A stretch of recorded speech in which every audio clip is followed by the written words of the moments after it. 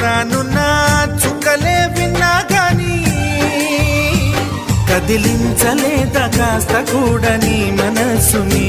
పరదాలు దాటి ఒక్కసారి పలకరించవేమి అందరినీ ఇలా వెంటపడి అడగాల సరదాగా నువ్వే ఎదురైతే సరిపోదా నిద్రపోతున్న రాత్రి నడిగా గుటికి చేరిన గువ్వల నడిగా